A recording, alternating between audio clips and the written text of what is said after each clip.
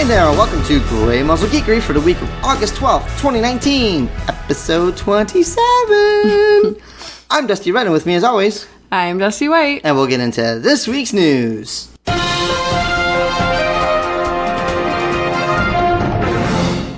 California hacker earns himself $12,000 in parking tickets after purchasing vanity plates with the word null. Story goes, once he earned an actual parking ticket with his actual name and address, California DMV started sending him the rest of the tickets in their database that lacked real plates. It's that time again. Week 1 of preseason is in the books, and the number-crunching geeks are out in force donning their best cosplay. Fantasy football draft is in full swing, so if you're looking for a spot to grab some buffalo wings, expect a wait. Nice. Don't overlook those old Pokemon cards that your mom hasn't tossed out yet. A complete set of first edition Pokemon cards sold for $107,000. The 1990 set of 103 cards, including a holographic Charizard, were in mint condition, nearly untouched. Ooh. And Stonemaier Games, famous for their board game Scythe, has announced a new game in development called Tapestry.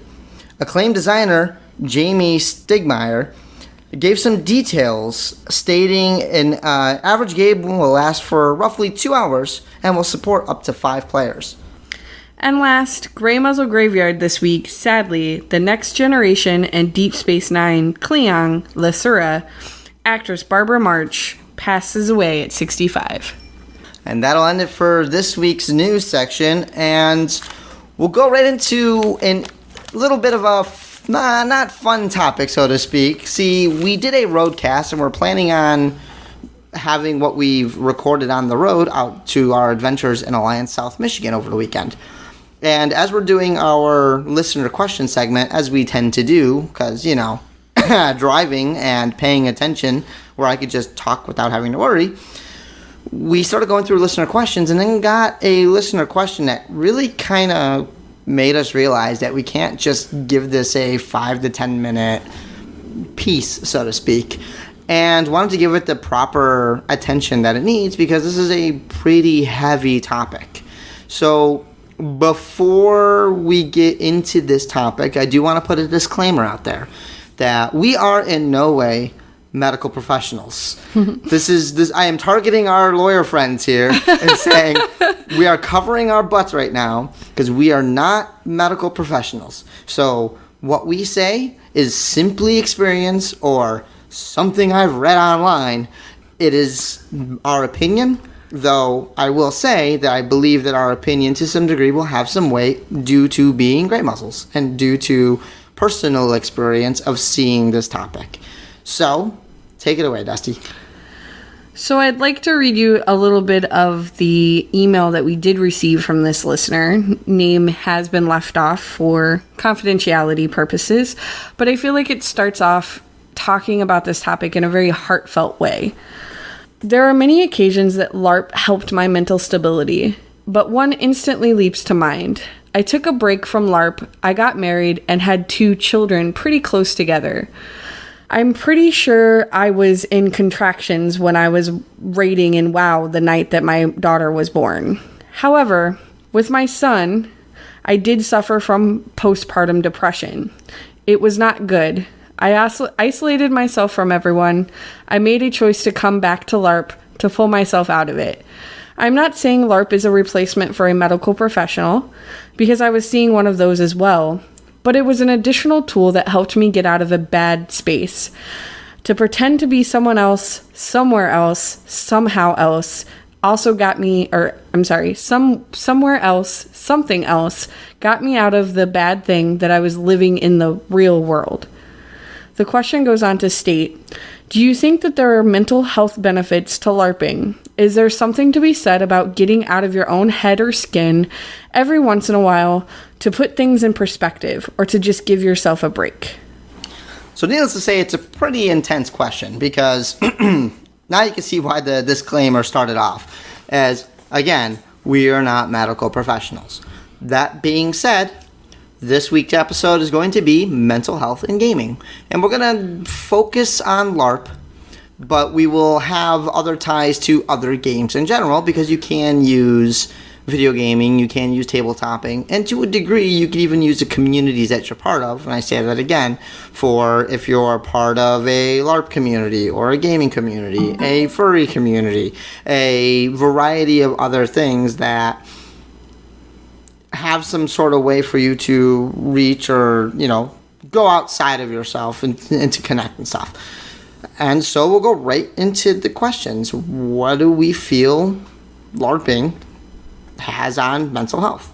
And I could play devil's advocate a little bit with you, so I'm going to kind of push and pull a little bit, because I'm going to touch on some of the negatives that some of these communities, or at least LARPing and gaming, can have. And that's particularly a hot topic, especially since some people have gone back to the argument that violent video games are responsible for all the violence in the world. So let's go first with the primary the question of LARPing. Go.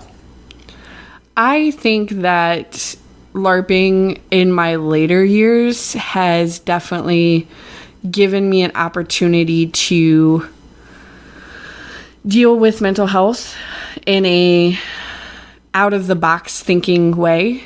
I can honestly say when I first started playing the game, I dealt with my mental health in a almost escapism sort of mentality, where my life is too hard to live in an everyday life, so I will be completely honest, LARP myself out of college. I'm working on the negative ones. You're supposed to do the positive ones. I look, again, as I got older, LARP ended up being way more of a positive for me than any sort of negativity or negative outlet, even when I was younger. And I will piggyback on that and say that, yes, like, first and foremost, I think what needs to be established right out the gate is these hobbies should never be a replacement for professional help.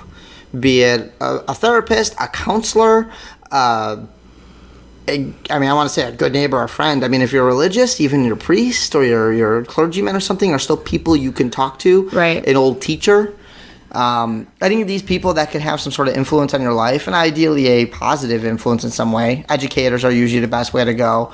For me being an atheist, I will still say, if you're religious, sit and talk to you. When I was younger, I had conversations with my priests, and they kind of helped at least put things into focus. Even when I told them straight up, like, yeah, I'm not very religious. And like, okay, well, a good priest or a good rabbi, clergyman, whatever, man or woman of faith, will still find a way to take realistic experience and apply it to you, even if that your viewpoint doesn't necessarily fit with them, if I'm not mistaken. So if you're not religious, fine, but oftentimes you can look and go, hey, this is a thing. Maybe you should look at this thing from a different perspective or in a different way. So yay for that.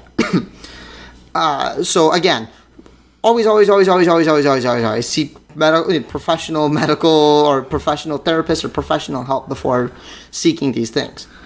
It is not a replacement. That's the biggest argument that I see with people is they go, oh, therapy, or oh, counselors, or oh, you know what, I'll just lose myself into this hobby or into this thing, be it LARP, be it video gaming, be it, whatever other cultures and whatnot.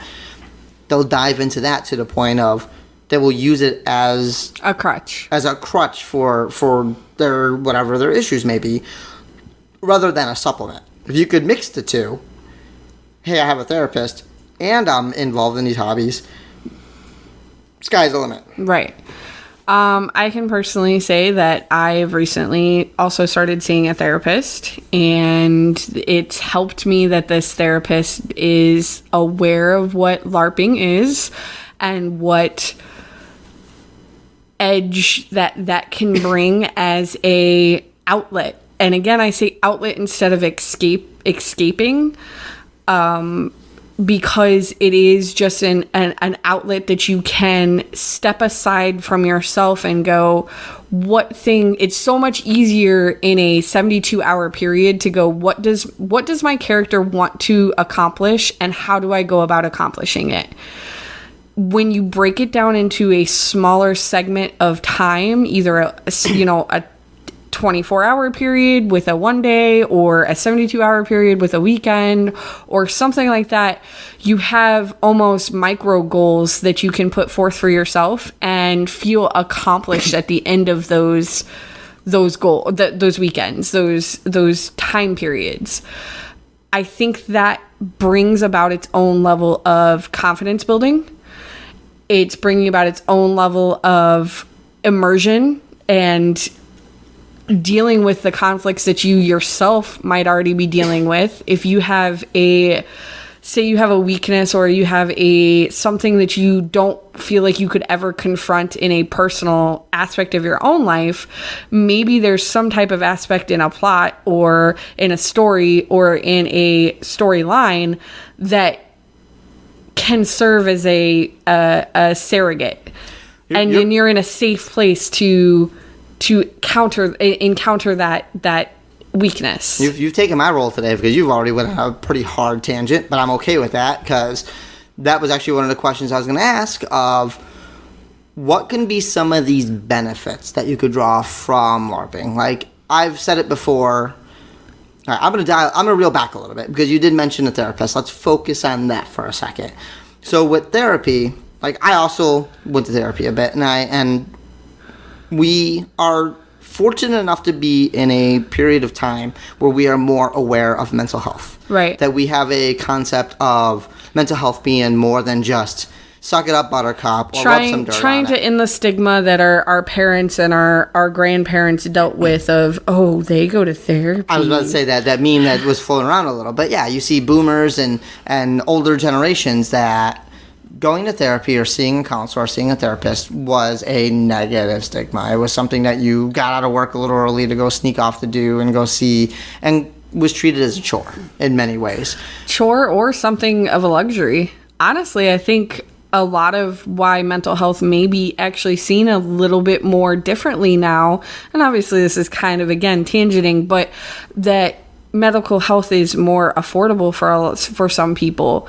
It's something that you do find counselors that are not looking for, hey, this is $160 session or something like that, and it's more affordable for people. I think also some of that is that awareness, though. Right. It's more affordable because there are more counselors available and more therapists available, because mental health has become more acknowledged in terms of, hey, it's not like, again, as I said, people are upset or sad, and you just go, just go outside and play, you'll be fine.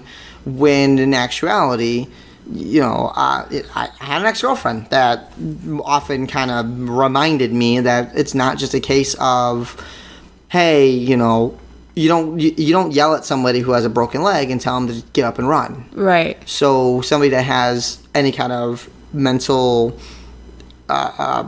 failing or mental flaw or mental struggle, trying to think of a multitude of words, because it could be something as physical damage, it could be emotional damage, it could be trauma, it could be a variety of chemical imbalance. It could be a straight up chemical imbalance. You're born with something, and maybe some dopamine ain't kicking off right. So I get all that, and because that we're part of a society that's more accepting of that and knowledgeable of that, the stigma of therapy isn't as bad as it used to be. Or in many cases, it's celebrated. A lot of people will sit around and talk about what each other's therapists were saying, or even compare notes, or to a point of compare therapists. Hey, I'm seeing somebody, you're seeing somebody.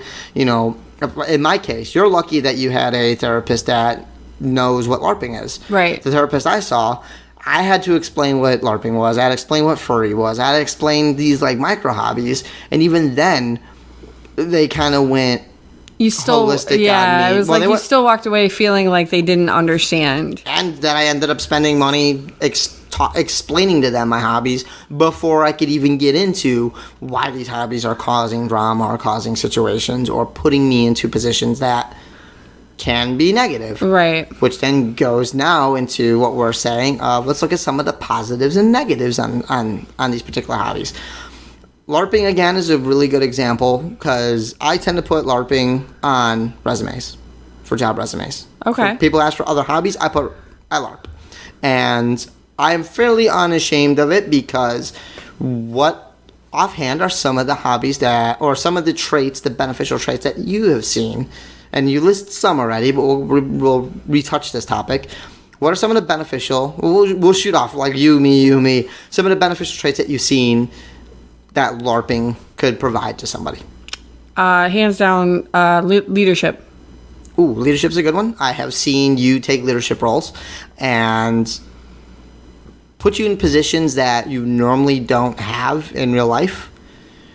So exploring that side is very, very good.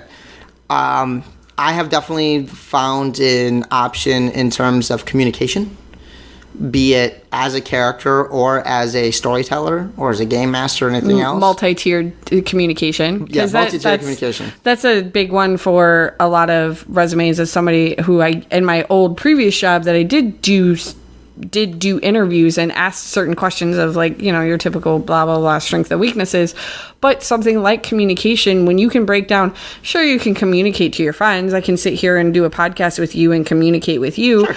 But there's multi-tiered communication. Do you know how to talk to a superior? Do you know how to communicate with someone that's on the same level as you? Do you know how to communicate with somebody that's in lower, subordinate?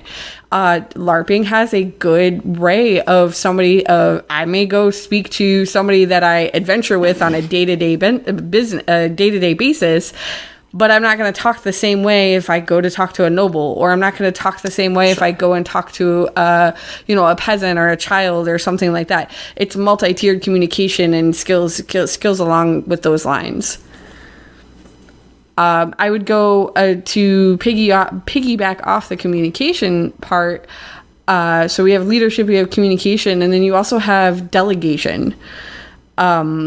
A lot of times when you do get put into a position where you are a leader, you have to find other things to delegate to people because you physically do not have the time in, again, a LARP scenario where you only have a 48-hour to 72-hour time frame to get everything done. You have to delegate some of those tasks to other people and make sure that they, at the end of the conversation, understand exactly what you delegated to them to make both of you successful in both equations.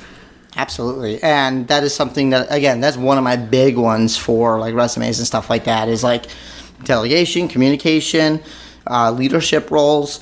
Now we'll go back, and I wanted to start with that because I want to start dancing back towards the mental health of the question. One of the things that I've noticed that LARPing has helped me with is introspection. It has allowed me to look at scenarios and situations that I may not face in real life. I'm able to either develop a character, or, as we always like to say, you're going to have a part of yourself in every character you make. Right. It's almost impossible to separate a character from you for any length of time. It's easy to make like a one-off character. Hey, I'm going to make this complete asshole. I'm going to run around and do this and do this. And you play him a time or two, and all of a sudden that personality starts to shift and whatnot. Players like, there's sometimes I would go with our secondaries, our alliance primaries that are kind of now secondaries, are SAR characters that we didn't really see ourselves surviving for that long because we were kind of coming out and being very standoffish and aggressive characters, but there's parts of those PCs or those other players that gravitated to us, and then that also altered what we wanted to do, and we found ourselves liking to play that those people. But we still played those characters with aspects of ourselves that were just absolutely. But they were dialed up for sure. I know, and again, this is our first foray into the Alliance. That we started at Alliance Chicago. We were playing these characters that were made to be fairly standoffish, that were personalities of ourselves that were in contrast to a lighter side that we're used to playing. Right. And but that's also part of the introspection as well. If we're going back to my little thing there of, we were able to look at ourselves and go, what are some of my strengths and what are some of my weaknesses? What is something that I don't get to do, or what is something that I'm not, or what is something I would like to build on, or maybe something I would like to shift about myself? For me, I wanted to play a standoff character that seemed cold, but once you get past that barrier, was fairly open, or at least like very once past the initial briskness, is more hospitable than you think. And unlike my fox, who is just jokes all the time, and it also has that thing, once you break past that, you know, it's much like me. Again, that's the common theme for me. Once you get past that initial layer, I consider myself a fairly nice guy. I consider myself, you know, warm and open, but you do have to get past that crunchy exterior. But there's still two different ways to do it. Whereas my Foxkin is more, he's the Chandler Bing of characters, where everything's a joke. He's just a Twitter feed of bullshit. But it is a personality trait that I in real life have. Right. I will make jokes. I'll throw everything out there, and then once you get past the jokes, once you have a couple beers in, almost a defense mechanism. No, it absolutely is. It is 100%. It is a defense mechanism, but it's not so much a defense mechanism in terms of like I'm scared of the world defense mechanism. It's just something that I found has worked for me, and something that allows me to build conversation and builds the way I interact with people based on jokes and based on what other people find humorous, which becomes stressful with a larger group sometimes because I'm constantly scanning faces to see who laughed at what jokes, what jokes not to make, and then try to find that happy medium of, I made a joke, everybody laughed, and no one was offended. Success. You're trying to be the comic relief, but it might be a situation where not everybody's seeking that. It's the class clown that doesn't get sent to detention. Right. That's the trick. The class clown that doesn't get sent to detention. Just gets glares from some of your fellow adventurers, like myself. So instead we decided to play these more standoffish characters, but again, they still resulted in a level of introspection and a level of self-reflection of going, how do I make this different from myself? Because that's what ultimately was our goal, correct? We wanted to make these characters that were not our normal characters. And the characters that we had been playing for 15 plus years kind of got to a point of, it's Dusty White in medieval times. Like, that's basically what it is. How would you react, even with the knowledge that you know? Because there's many times that there's fourth wall breaking on our behalf where we'll run into a bad guy who starts the monologue. You know, like, just somebody shoot this MFer. Like, just somebody kill him. But in a book, everybody would listen to the monologue and stare and be like, oh my goodness, he's going to tell us the whole thing. It's going to reveal the whole secret. And what do? We just say, shut the fuck up, tear the contract up, and we rift home. Like, so to me, and going back to, away from my little tangent there, above, it is a level of introspection and self-reflection that we have, because if you sit down and look at your character, and oftentimes you talk about, you know, what do we want, like, do you have a character theme song?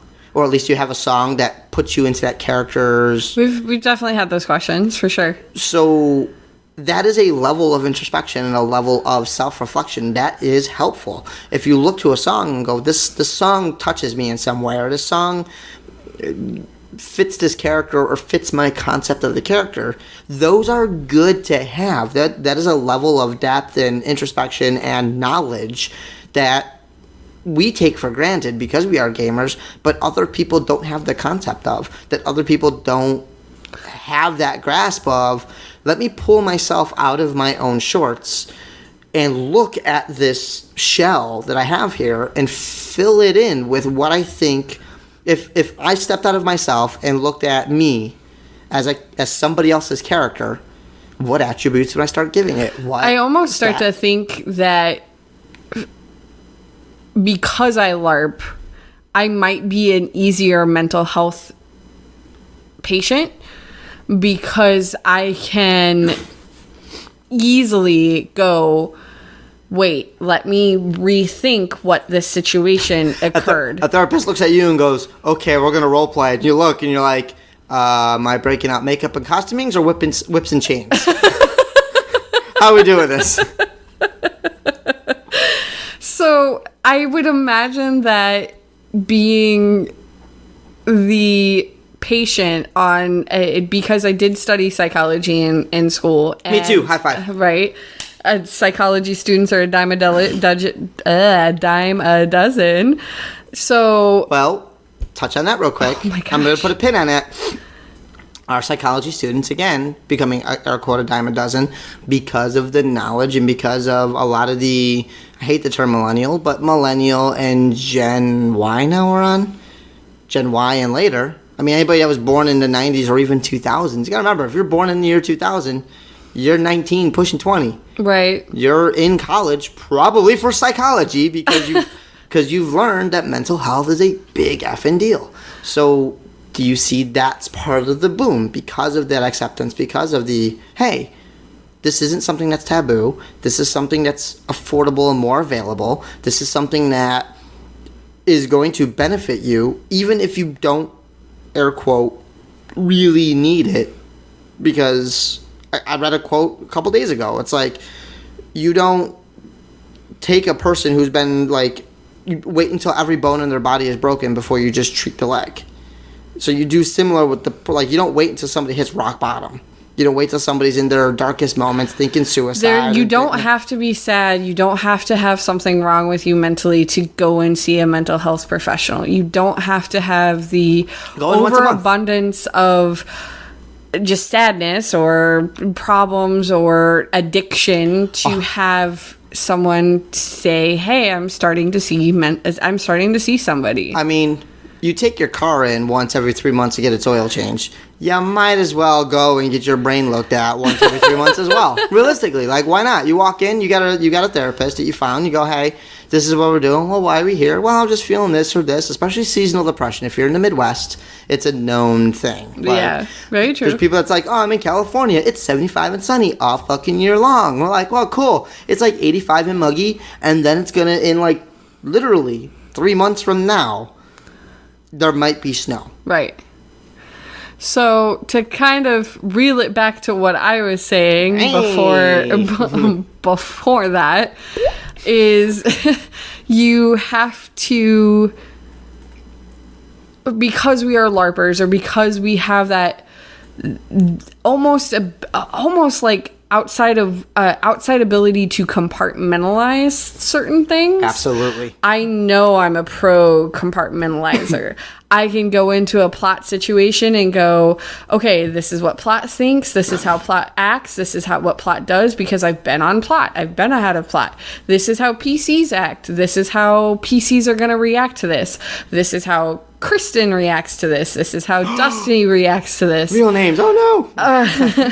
There's a lot of compartmentalizing when it comes to that scenario. And I think since the age of 19 or 20, I've built the ability, because I'm a LARPer, because I'm a role player, because I can go, this is in game, this is out of game, this is how this character would react, this is how this character react, this is the story I'm building.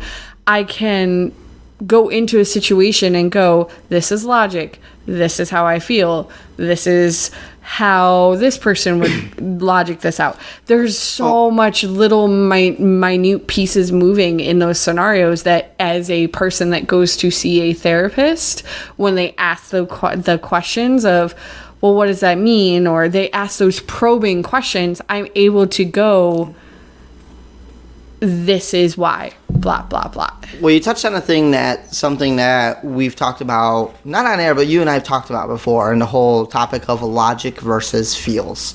Because I had an old friend that taught me this some years ago, too, that there are moments of where you feel one way, but logic will dictate that.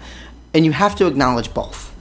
Like, you'd be foolish to just be, well, logically that doesn't make sense. Okay, but I feel this way. So having that level of compartmentalization is good because you're able to more or less separate your brain to go, okay, I know I'm upset, or I know I feel this way, or I know this is something that's bothering me, but you're able to put it into blocks or compartments or whatever, section it off to go, this is how I feel. This is why I feel this way. This is how you made me feel. This is why I feel this way. Feels. Indiana. So you have all these feelings and feelers and the emotions to it that often don't make sense. Because emotions don't make sense. But then you have the logic side of things, which is often harder to understand and harder to grasp because it literally stuffs feels into a box and slides it under the bed and puts that box in another box and mails it to myself and I'll smash it with a hammer. It's still my favorite movie. But then you have your logic side that could look at a situation and goes, I said this, or it was taken out of context, or this is what happened. Regardless of what you felt, this is the fact of what happened. And so having that alone is a huge benefit to be able to take a moment, stop, breathe, and go, wait, this is this and this is this. And little did I know at the time that I was already doing a task that my therapist would then tell me that I should be doing with every scenario. If I go, and it has nothing to do with LARPing or role-playing or anything like that, any scenario I go into where I feel that this is how it's going, either it be guilt or any other extreme emotion, I should be able to analyze and go, this is the facts, this is what happened, this is how I feel about it. So it automatically is setting up that logic versus feels of, if you go into a scenario feeling like you're gonna fail, you're gonna set yourself up for some type of bad situation. But it also triggers that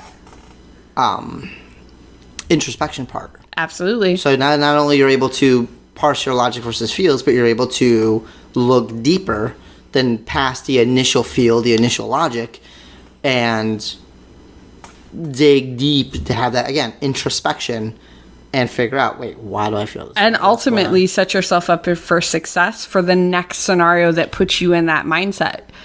Because that's, honestly, that's what I feel I've learned from so many years of LARPing, is there's a lot of scenarios I go into that have the same setup. You know, you're only going to encounter so many different types of mods or modules or storylines in your LARPing. What is the saying? Like, there's only 6 types of stories in the world, and every story is a certain variation. Every story's been told. So if you go into that scenario and you've already taken your time and you've done that introspection and you've gone, okay, this is what happened, this is how I felt, this was what was successful, this is what I could do better next time, you're already going into the next scenario that even at a hint feels like that same way. You're already going in. You can identify and you can set yourself up for success. Not only can you set yourself up for success, if you're in a position of leadership, you can also set those that look to you for that leadership up for success as well. And from experience. And if you're any kind of teacher, you could, even if they don't look up to you, you could still tell stories to set others for success as well. Now, I will go with the negatives of compartmentalization. Because okay. I am particularly guilty of this one, where I do compartmentalize pretty well. The problem is, though, is I have a tendency of locking the damn thing and stuffing it under a bed. And nothing can ever dissuade you from any of that compartmentalization. Ooh, this is fun. Drink. Compartmentalization. Oh, she did it on number 2. Over under Vegas. All right, go. That not every scenario can be the same. There are other factors that come into play, and there are other situations and other people's feelings and logics that can come into play that can teach you that you're wrong.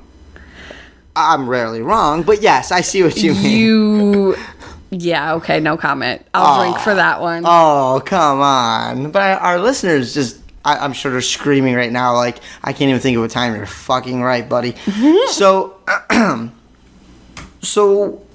going back to the original question of what are some of the benefits or benefits of LARP on mental health. And obviously we touched on that we have communication and delegation, introspection, and leadership skills. We also have to remember, more importantly, that it is a supplement.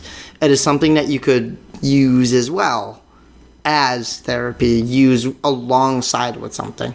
Because then you run into the dangers of relying heavily on your hobby or your interest to be that therapy. What are some of the negatives that come from that? One of the big ones, and we kind of joke about it because it's something that happened years ago, is you're making eyes at me and I already know, you're giving me a look of, are we going here? Post-con, post-LARP, post-X, whatever it is, depression. Okay.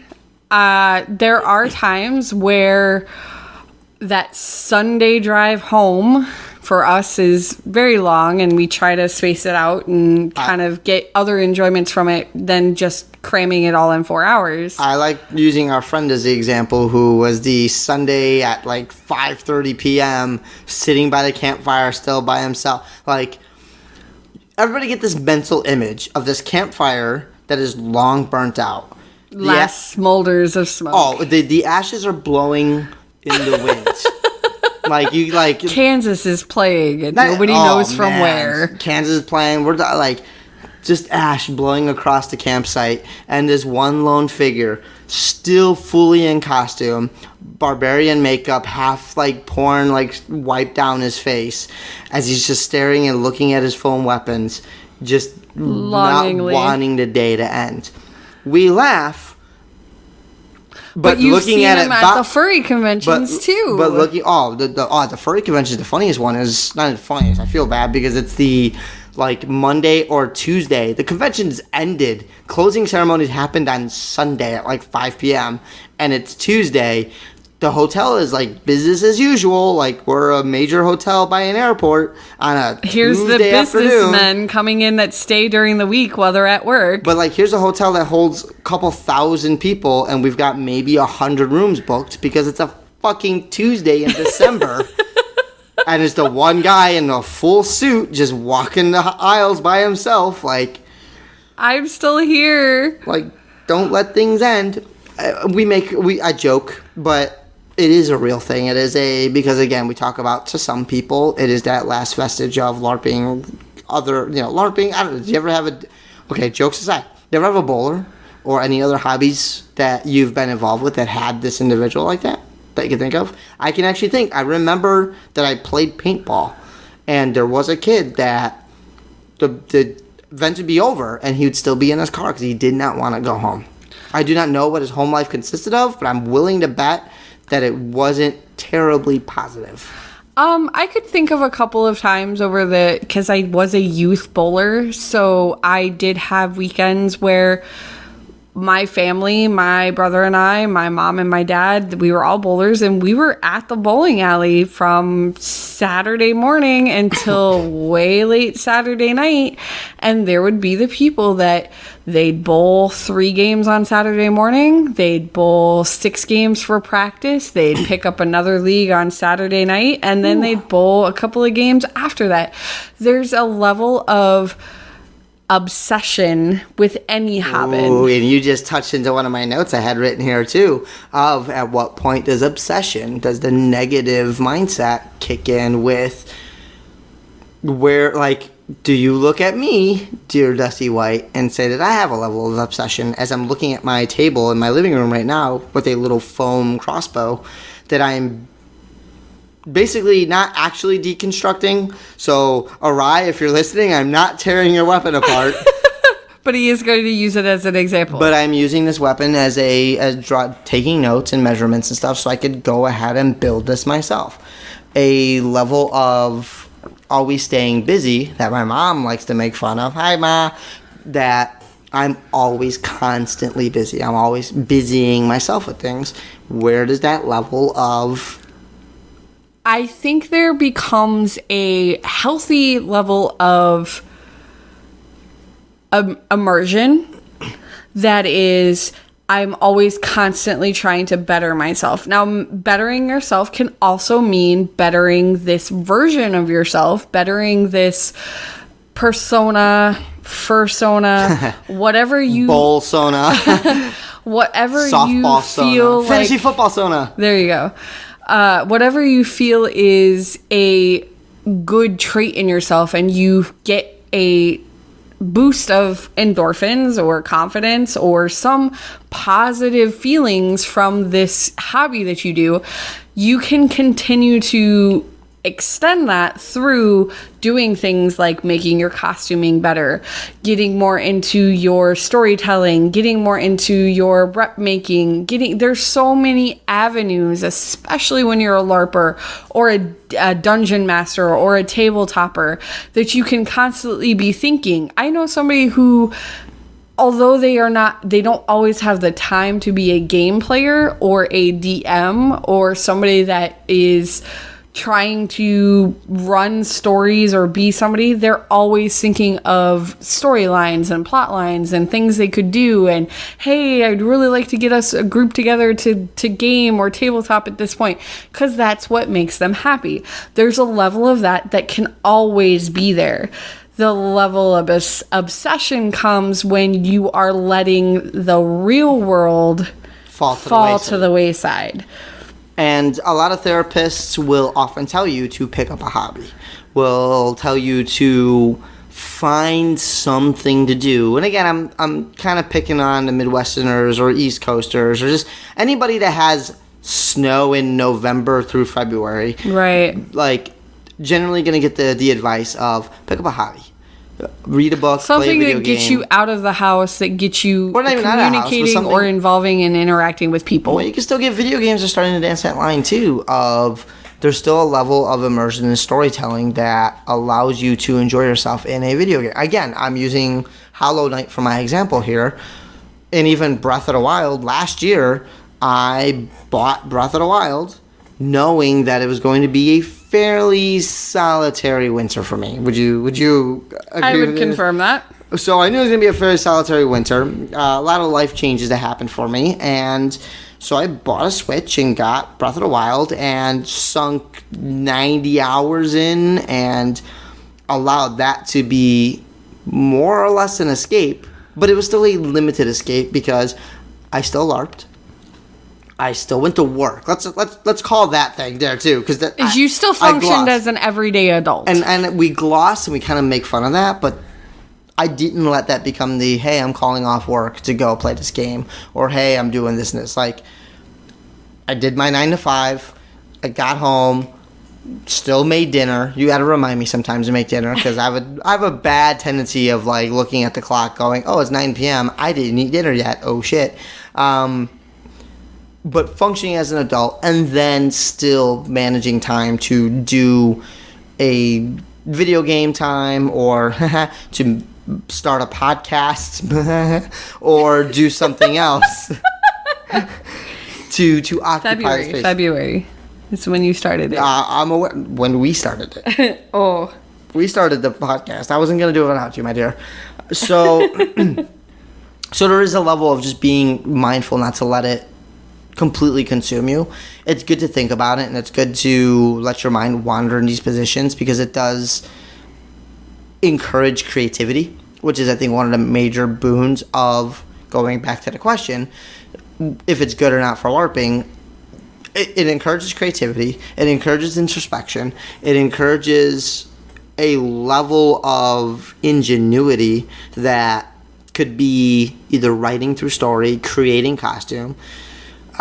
That's one of the things. Ultimately, maker. Producing. You're a maker, and I'm obviously a big fan of makers, be it big or small. If you run a game, or do a podcast, or draw a doodle, or somehow masterfully craft our logo for the show, like whatever you're good at, like, and even if you don't feel you're good at it, making something is always good, which is a conversation that we're actually gonna have really soon about other makers in communities, right? Which is fantastic for mental health. It stimulates those like, it's rare when people feel bad when they get a compliment. If you do a thing and somebody tells you did a good thing, you in particular, Dusty White, have a tendency of like, oh no, it's nothing, or oh, I could have done better. At the end of the day, you know it's pretty good. We all are our own worst critics. And ultimately, even in LARPing itself, we are all makers.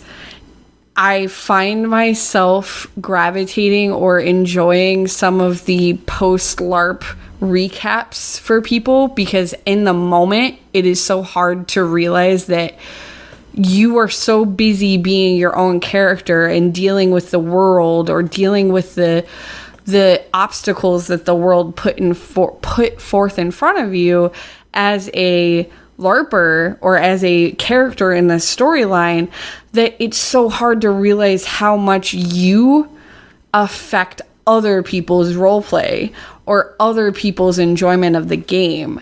So when I get those post recaps of, hey, this was an awesome event, thank you so much plot, and so much this, and the tavern was great and everything, and also PS, I really liked this encounter with this player character or this person, a lot of the times that's the moment I go, oh wait, I forget that even though I play a part in this world, I also play a part in another person's story.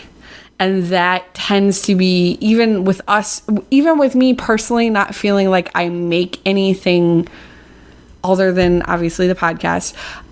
I don't make anything physical. I love making costuming pieces, but I'm not good at it. See, already we're our own worst critic. We're at the gate. There are a lot more people that are better at it and have been trained to do it much better than I can, or have places to do it in. And there's other people who make better podcasts, and we're still doing what we can. So, but I don't see myself as a maker. And I know you, Dusty Red, struggle in the fandom, in the furry fandom, as not feeling like you produce anything that can be purchased, quote unquote, that you feel like a producer for your fandom. But I will immediately counter you with, which will probably be a topic of a future episode, but as consumers. Yes. We are vitally important as well. I feel like as a LARPer, I am vitally important as somebody that does play a part in the overarching plot, or even though I'm not part of plot, I can serve a purpose of being something important to another player. You're a consumer. So even if you produce things just for yourself, because I know you've added some costume pieces and changed some costume and sewn some things together and whatnot. You've also made costumes for other people. Like you sell yourself short, and I'm going to call you out on it right here. Like, you've made things for other people, and as much as I want to sell myself short, I've also made weapons and I've made costume pieces and stuff. We are also makers in that right too. But we're also primarily consumers. But in that consumerism, we also become parts of people's stories. We also become parts of set pieces, right, that are part of these things that other people consume as well. You're still a maker by being a character too. That's another thing that makes you unique about a LARPer and LARPing in general, is that the character that you put on the field, the chess piece that you are, that goes on the battlefield, in the tavern, as a leader, as a fighter or a healer, as someone just telling a story, you are a piece on that field as well that still contributes and still you are a piece of that other person's memory. But you helped make that memory. Right. So even consumers being there, unless you're just there to witness from afar, involving yourself still makes you a maker, still makes you a creator, which ultimately adds to that mental health in terms of, I've done a thing. Because it's hard to read a post-event synopsis and not smile when you see your own name mentioned at some point. Right. Oh, thanks to Dusty White for this, or thanks Dusty Red for making me laugh, or that time he or she did this. We all, to a degree, where there's an ego there that kind of kicks in, where we all start looking for that, like, oh, hey, am I mentioned? I hope I'm mentioned. I hope I did something for somebody else. You hope you did something memorable. You hope you did something that caused a reaction from another human being. And if you're a fan of Scrubs from back in the day, if you younger people haven't seen Scrubs, seriously, like, go see it. I think it's on Netflix. It's on Netflix. Go watch it. Fucking binge it. But one of the things on Scrubs was that there's a contest that was put in front of Turk Turkleton. In front of Turk, that was put as if he could not, like, claim pride or have any kind of ego. and he's reminded by Dr. Cox that ego is important. We are creatures of ego ultimately. We can't let ego dictate and be a driving force for our stuff. But we all have ego in some form or another. And having an ego is a good thing. Having an ego and having some sort of pride in self, pride in what you do, pride in, be it a fighter or a caster or a storyteller or a player of the game, not cheating, looking good. Like, you roll in, you got a good costume that helps other people get in the game. Like, you could be proud of that. You can be proud of that. You could have an ego. Don't be egotistical. Don't take it up to 11. But, and I say that to just about any fandom or interest that's out there of whatever you're into, be proud of what you contribute to what it is. Be it if you're a supporter through various means of, Patreon for here or for Kickstarter or whatnot. If you're a creator for costuming, if you're a creator for stories or whatever else, take some pride in that, which again goes back to mental health of bringing up self-esteem, because a lot of time a lot of people that have those low moments lack self-esteem or start lacking self-worth. So I'm going to kind of not interrupt you, but kind of interrupt you. Absolutely interrupt, but continue. Go back to circling back to the original question or the original topic that we talked about having, we're not medical professionals, but having something that at the end of the day, if you aren't seeking medical help, or you do have something that everybody's got their low days. Everybody's got days that they just are struggling, and you can, put your personal tagline on your struggle bus there.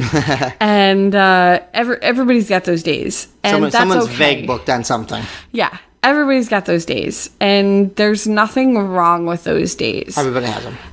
However, I stress for those people that if you haven't sought medical professional, even for just a short limited time, as somebody unbiased or somebody that you can talk to, I would struggle to tell you to find those moments of pride, find those moments that you are proud of, because it equates to faith. And I hate that word, so be careful with it. Here's how my perspective comes. I would also, I don't believe I am 100% atheist like Dusty Red is here, but I am agnostic. However, I believe that there is always something greater out there than ourselves, be it faith, be it something to believe in. There's nothing wrong with, if you don't believe in 100% of yourself, finding something within yourself that you do believe in. Be it a trait of, you know what? I woke up and I believe in myself as a costumer, or I woke up and I believe myself as a player that is good at this game, or I believe myself as a person that knows this topic really well. Whatever gets you up and functioning every morning and brings you to feeling some aspect of happiness or joy or even pride, do that. Focus on that and build outward. Find something that makes you feel those thoughts or feel that enjoyment and go from there. That was quite the soapbox you were standing on there. That was definitely, I've done it before too. I get it. Okay. Are we rolling with final thoughts here, so to speak? Like, you seem that you're... when you started talking about that, that's what I circled it back to, because I did grow up in a household that was very agnostic and didn't really... My mother grew up in a Lutheran household, went to Lutheran high school, did all of that. So religion was a big part of my heritage. However, I personally didn't grow up in a religious household until I happened to find, quote unquote, religion when I was like 11 to 13, because it was when my parents were going through the divorce, so it was something to get me out of the house. Okay. So kind of a little back history for myself was I grew up in a family that just didn't wasn't religious. Okay. And that's fine, and I don't have a problem with that, but I learned from going and taking that journey into religion at a time where I needed it, or I needed some type of path to follow, that it doesn't have to be religion. It doesn't have to be God that gets you up every morning and all that stuff. It can be just something, it's something in faith, or something that gets you going every morning that you have a drive for. Go on. No, I got nothing. I mean, you're making faces and Oh, my strangling goodness. yourself over here. Just go on. no, the Christian Network will continue in a moment. I mean, yes, I could see where you're coming from there, and I don't know how to circle back around where we're going about mental health and going right into the insane that is those who are religious. But I will. So I'll put my end on it, because now this is gonna be a really spicy episode at the end all of a sudden. But going back to mental health for seriously, in terms of where do the benefits come from in terms of LARPing. I've definitely heard and I've seen cases of people who are introverted find ways to come out of their shells, yourself included, myself included. I've seen people who did not have a direction, or had difficulty listening, or difficulty understanding things to a degree. Okay, well, the answer on this one. I like the religious aspect that you have here, but to piggyback on that, I've seen from LARPing and from games in general as a code of ethics that get built into people, where they understand a rule system of a game and understand that why cheating is negative, why going against the rules, playing or being in an unethical method is just wrong, or at least at the minimum makes it not fun for yourself or for others. I've seen cheaters at LARP, cheaters at LARP, and they often come away feeling empty.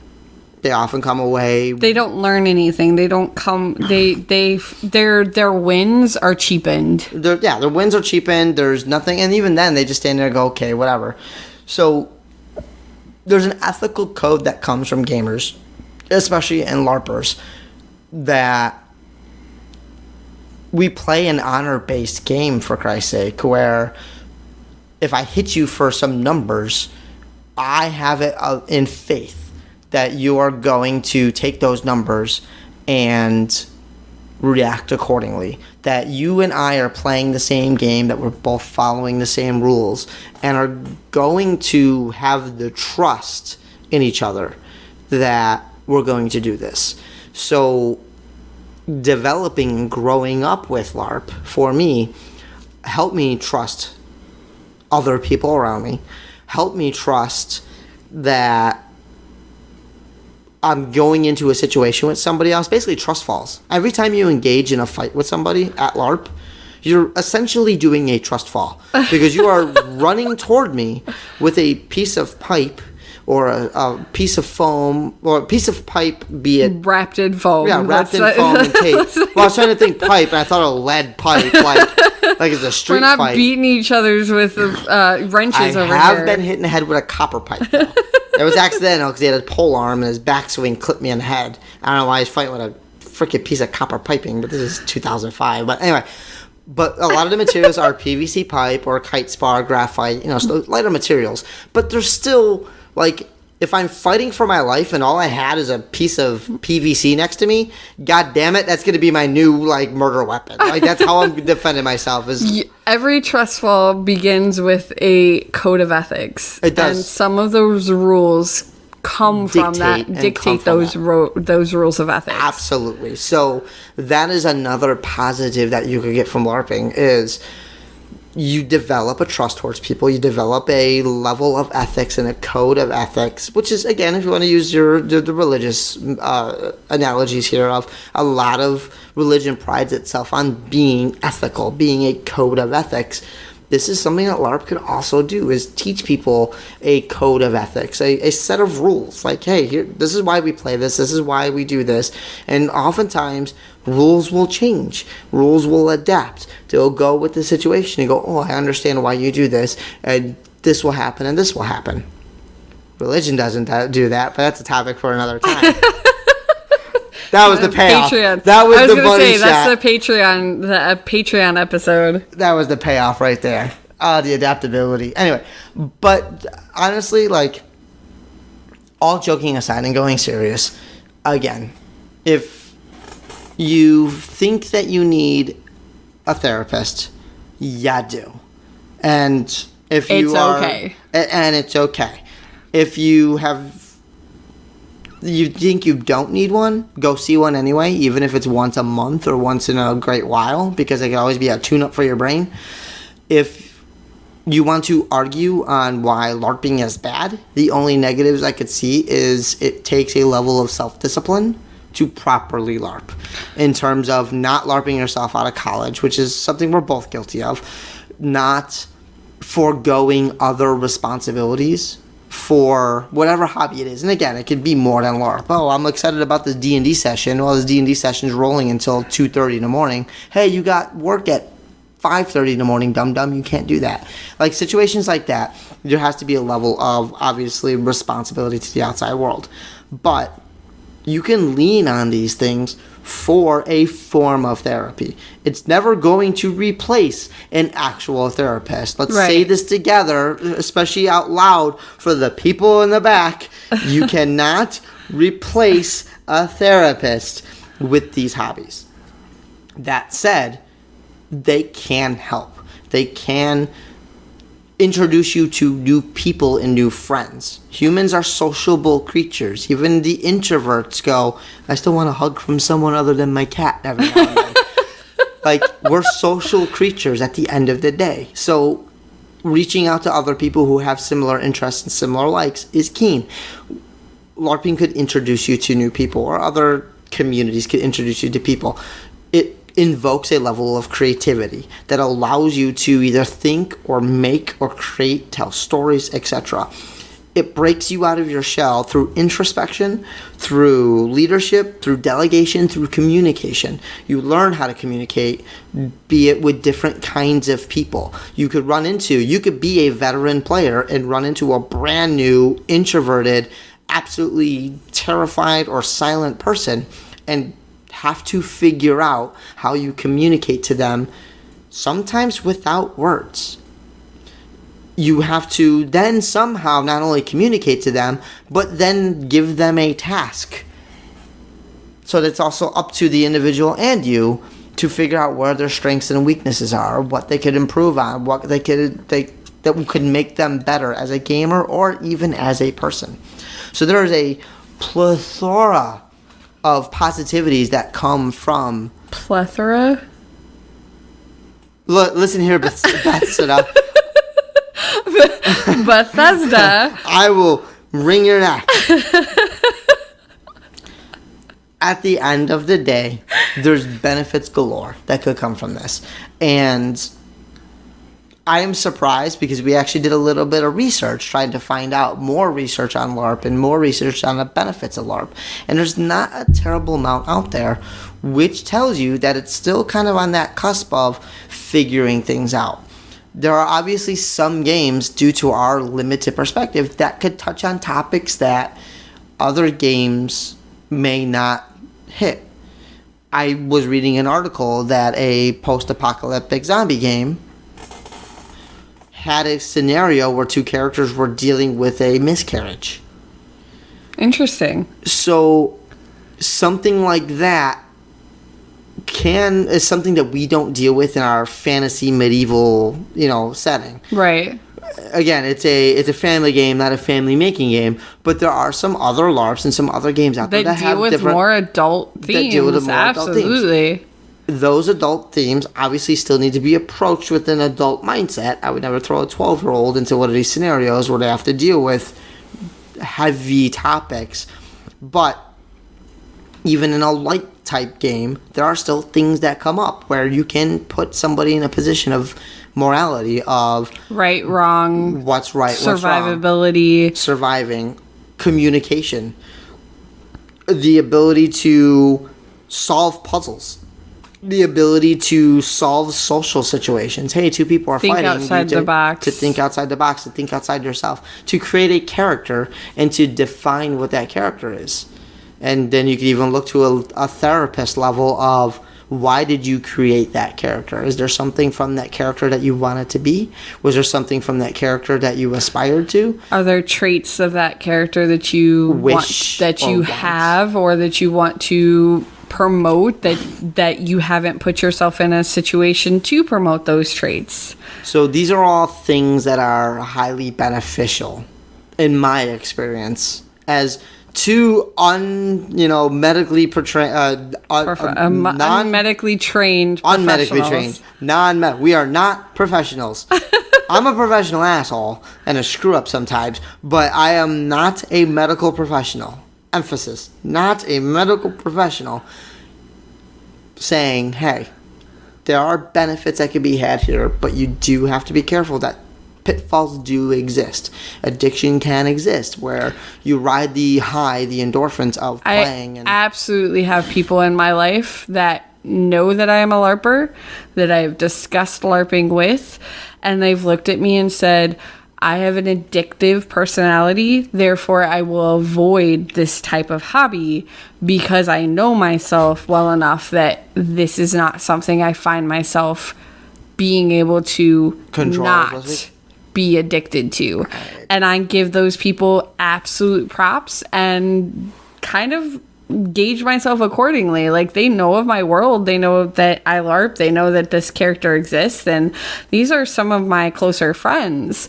So we will discuss stories, and they've lived vicariously through me for several years based on the LARPing that I do, but they know personally that they know if they went to go and LARP that there would just be that spark of addiction that they would find, and then they're lost. Sitting on a couch at 3 a.m. sewing some pants or something. You've done it. I've definitely done that. I've done that too. So but there's a case of it's good to have passion, it's good to have ego. You just also have to remember to check yourself. Yeah. Check yourself before you wreck yourself. And at the end of the day, I have difficulty, and I will happily take emails or take comments and suggestions from people if they want to counter this. If you feel that something, like, maybe we're not seeing some of the other negatives that exist. Because at the end of the day, it does cost money. It does cost time. We've talked about it before in the episode of Dating Geek, of how do you explain to a significant other, or how do you explain to somebody else that you're going to be away for weekends at a time, or how do you explain that your money or your interests lie in this particular field or this hobby. So there are pitfalls that can exist in this world. That said, being aware of this and being conscious of yourself, and ultimately I think the benefits outweigh the negatives as long as you're aware of both sides and aware of yourself, right? You know your own pitfalls. So other than that, we want to thank our listener once again, because we wanted to do a simple, just question, and that was just too good of a topic to let go. And it is something I'm sure we'll end up touching on again in the future, because it is something that still affects us as adults, as Grey Muzzles. Even as a quick follow-up of just when do you give yourself a break? There's been times that I've LARPed myself into a coma and went, I need to pull away for 6 months for a year. You know, I put my character on the shelf and go, you know what? Ultimately, that's why we ended up playing Alliance. That is 100% why we started the Alliance. We burnt ourselves out of International. There was just a lot of changes and a lot of shaking up. And I personally was on plot and stepped away. There was just a lot of stuff going on with Nero International at the time that we were like, okay, let's go try to find something different. Let's go and expand our horizons. So yeah, you get to the point where you can get jaded or you can be burnt out. Burnout is a thing in all hobbies. I'm sure you've been burnt out of bowling. Absolutely. I've been burnt out in football. You know, again, fantasy football. Woo! Like I played, but I got burnt out. I was in like the first time I played fantasy football. I was in 1 league. Yeah. Then I was in 4 leagues my second year. My third year of playing, I was in 8 different leagues. And then, yeah, that fourth year, you can burn yourself out of any hobby when you dive. You dive hard and you borderline that obsession. Absolutely. Like obsession equals burnout or vice versa. So again, we've all been there. Anybody that's played for an extended period of time, like 15 to 20 years, like we have, is you can get burnt out of a community. You can get burnt out of a hobby because that obsession just becomes too overwhelming, and you've got to you have to know yourself enough to back step away. And ultimately, I think the takeaway from this entire show, or this conversation at least, is have a level of knowing yourself, have a level of knowing your limits, knowing where you have your weaknesses and have your strengths. Like, don't sit there and just jot down a pros and cons list of you, and it's just filled up with cons and not a single damn pro, because clearly there's pros. But look at that list objectively and go, okay, what can I work on? What can I make better? What can I fix? You know, it's do the best as you can until you learn how to do better. Then you do that until you learn how to do better than that. So that's kind of where we stand there. And any closing statements or arguments or anything else before we wrapped up this brain-heavy episode? Ultimately, you have to learn, as Dusty Red said, you have to learn yourself and your limits, and make sure that yourself, those limits, also still benefit a community. Because if you find yourself being toxic to yourself, you can also be toxic to a community. And a lot of us never have the forethought to step away and go, wait, am I hurting that in which I love? I know for a lot of times when I struggle with, am I still a benefit to the community? Am I still a benefit to other people that play this game and find this community great? I will find solace in that and go, I am still worth it. And I'm still worth being a part of this community. Therefore, let me find a way to disseminate my negativity and go back to being positive. So yeah, that's kind of where I leave it, is find yourself, find your positivity, and find the positivity in which you bring to a community, and you'll be able to find something to hang on to. And positivity often begets passion. And so, as we like to say, we are all geeks. And to be otherwise may very well mean to live without passion. Good night. Good night. Thank you for listening to another episode of Grey Muzzle Geekery with Dusty Red and Dusty White. You can support our continued geekery at our Patreon website, patreon.com/Grey Muzzle Geekery. Be sure to check back often as we start to add geek cred levels. You can send your questions and comments to us at greymuzzlegeekery@gmail.com, or find us on Twitter at Grey Muzzle Geek. We can be found on iTunes, Google Podcasts, Stitcher, Spotify, and Buzzsprout. And a special thank you to Pepper Coyote for our intro theme. And if you like what you heard, you can find more of his stuff on Spotify, Patreon, or directly from his Bandcamp page.